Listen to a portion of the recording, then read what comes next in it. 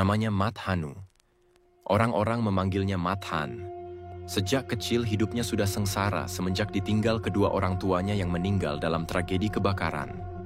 Sudah ditinggal orang tua, dalam semalam Mathan juga sudah tidak memiliki rumah lagi akibat tragedi itu. Untung saja ada kakeknya yang bersedia mengurus Mathan sampai besar. Belum sepenuhnya dewas, Mathan sudah harus bekerja banting tulang di sawah. Dia hanya mampu menyelesaikan pendidikan SMP karena kemauannya sendiri. Katanya, pendidikan bukan untuknya. Dia menjadi buruh tani yang selalu datang tepat waktu ke sawah orang lain. Kerjanya pun bisa dibilang sangat memuaskan. Saat menjadi buruh tani itulah dia bertemu Siseh. Bapaknya Siseh adalah salah satu orang yang menggunakan jasa Mathan untuk menggarap sawah ketika itu. Siseh sendiri punya tugas untuk mengantarkan makanan ke sawah. Ketika mereka bertemu, sepertinya obrolan mereka cukup cocok. 2 bulan kemudian, rumor mengatakan kalau mereka sudah pacaran. Namun, orang tua Siseh dikenal religius. Ketika mendengar rumor pacaran itu, mereka langsung memaksa Siseh dan Mathan untuk menikah. Pernikahan itu terjadi secara sederhana dan tidak neko-neko. Semua kerabat senang. Mathan dan Siseh pun bahagia. Namun setelah menjadi kepala keluarga, Mathan tidak bisa menjadi buruh tani lagi. Uang dari menjadi buruh tani tidak cukup membiayai keluarganya. Dia pun kemudian mencoba menjadi sopir truk. Uang yang didapatnya menjadi sopir terbilang lumayan.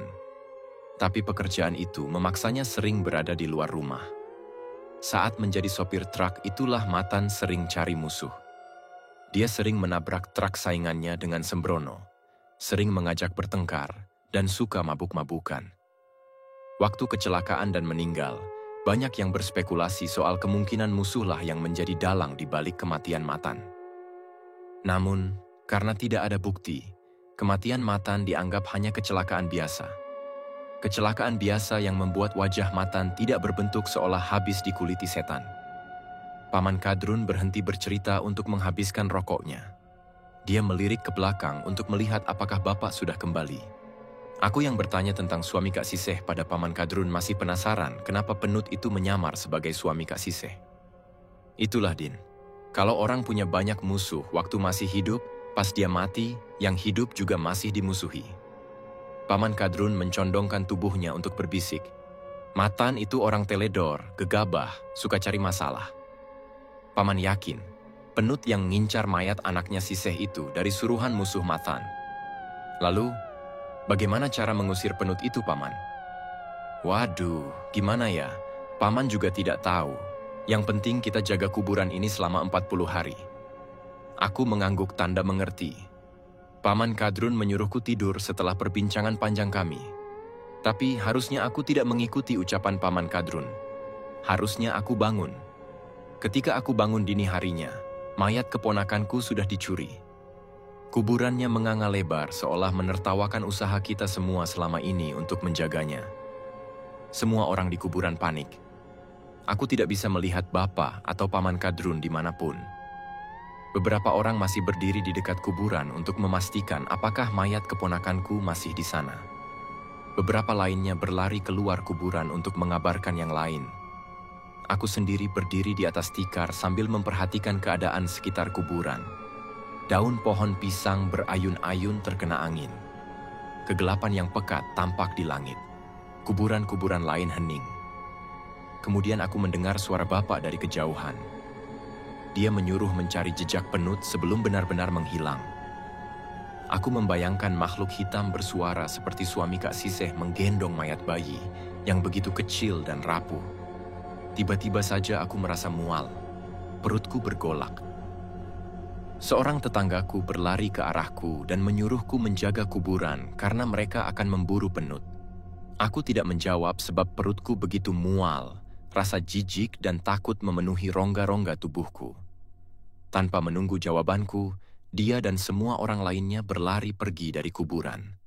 Beberapa rumah kembali menghidupkan lampunya dan para lelaki dewasa keluar rumah sambil memperbaiki sarung, sedangkan perempuan dewasa berdiri di pekarangan dengan wajah cemas.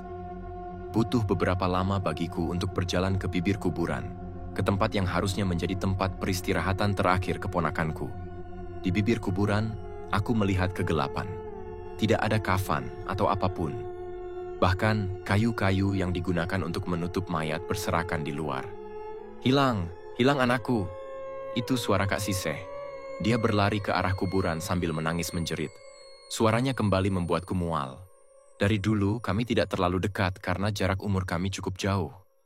Sekarang, ketika aku melihatnya bersimpuh di pinggir kuburan dengan tangisan kencang, membuatku ingat bahwa kami berdua bersaudara.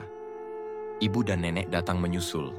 Mereka tidak menangis, tidak juga menjerit. Yang mereka lakukan hanyalah menenangkan Kak Siseh. Aku sendiri tidak tahu apa yang harus kulakukan di keadaan seperti itu.